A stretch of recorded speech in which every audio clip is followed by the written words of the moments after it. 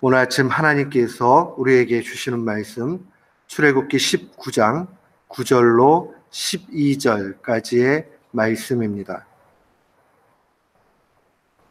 출애굽기 19장 9절부터 12절 말씀.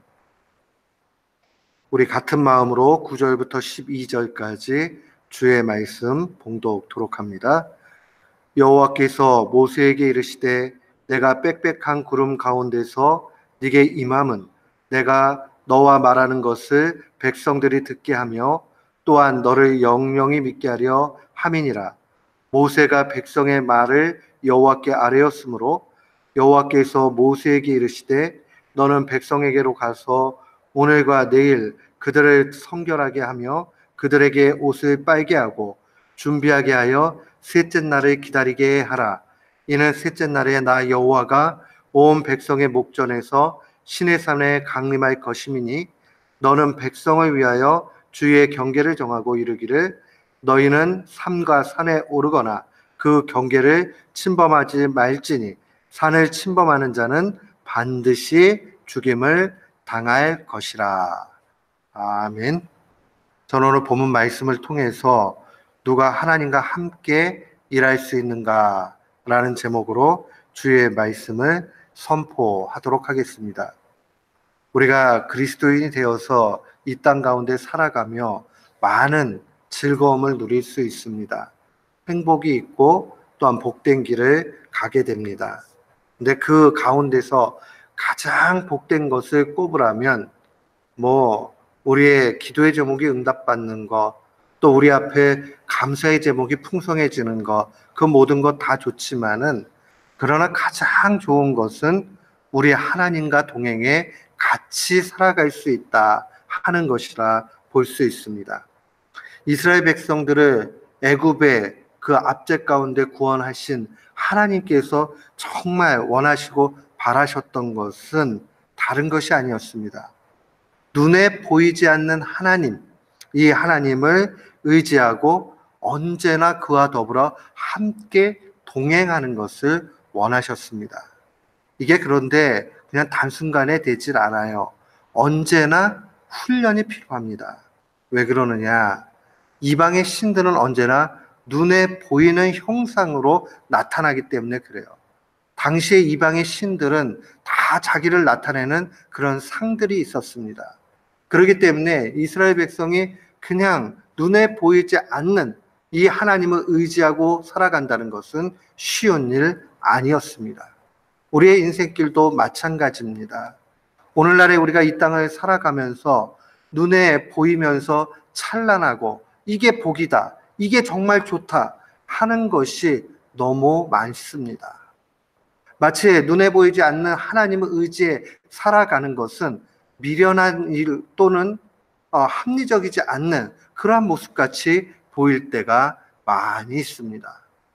이스라엘 백성들이 애굽에서 나와서 그 여정 가운데 눈에 보이지 않는 하나님을 의지하는 훈련을 받아야 했던 것 같이 우리의 인생도 수없이 유혹 가운데 있는 세상의 그러한 미끼들에서부터 벗어나서 눈에 보이지 않지만 실제 하시고 오늘도 역사하시고 우리를 사랑하시는 하나님을 의지하며 살아야 한다는 겁니다.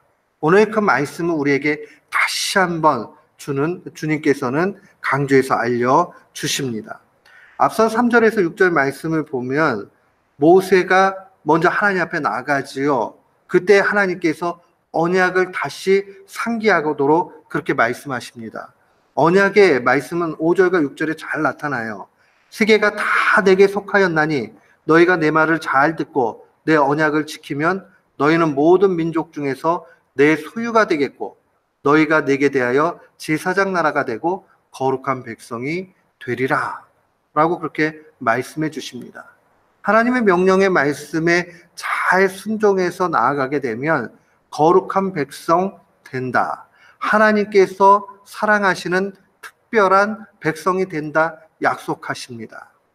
오늘 이 말씀 가운데 우리가 먼저 기억해야 되는 건 세계가 다 하나님 앞에 속해 있다는 사실입니다. 오늘 우리의 삶도 마찬가지지요. 우리가 하나님의 명령의 말씀을 잘 지켜 나가게 되면 우리는 이 세계를 주관하시고 인도하시는 하나님의 소유된 백성 될 수 있다는 겁니다. 이 말씀을 백성들에게 전하고 또한 백성들이 그렇게 하겠다라고 얘기하지요.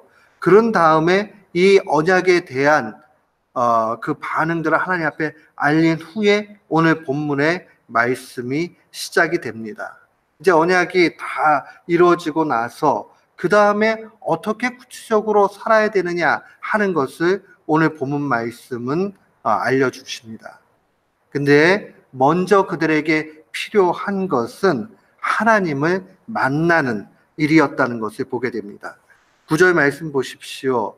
여호와께서 모세에게 이르시되 내가 빽빽한 구름 가운데서 네게 임함은 내가 너와 말하는 것을 백성들이 듣게 하며 또한 너를 영영히 믿게 하려 함이다. 하나님을 먼저 만나고 대면하고 나아갈 때에 이 모든 일들이 시작된다는 것을 보게 됩니다. 성경에서 종종 빽빽한 구름이라는 표현은 하나님의 임재를 표현하는 말입니다. 하나님의 영광을 우리가 그냥 감당할 수 없기 때문에 하나님은 구름 가운데, 빽빽한 구름 가운데 그 영광의 광채를 드러내십니다. 우리가 그냥은 다 죽고 하나님의 그 임재 앞에 나가면 완전히 그냥 멸절 상태가 되고 말지요. 그러니까 하나님께서 빽빽한 구름 가운데 임재하십니다. 그리고 나서 10절 이후에 그러면 이제 어떻게 해야 되느냐? 백성들도 이 하나님을 만나야 되잖아요. 그때에 먼저 깨끗하게 자기를 성결케 하고, 그다음 12절 말씀에 보면 너는 백성을 위하여 주위에 경계를 정하고 이르기를 너희는 삼가 산에 오르거나 그 경계를 침범하지 말라고 이야기합니다. 하나님을 더 이상 가까이 하게 되면 죄악된 인간이 하나님을 감당할 수 없으므로 그 경계를 정하게 되는 것이죠. 오늘 이 말씀 가운데 우리가 언약 백성으로 어떻게 살아야 되느냐 하는 것을 분명히 볼 수 있습니다. 먼저 우리가 기억을 해야 되는 것은 자신의 죄악을 날마다 회개하는 일들이 필요합니다.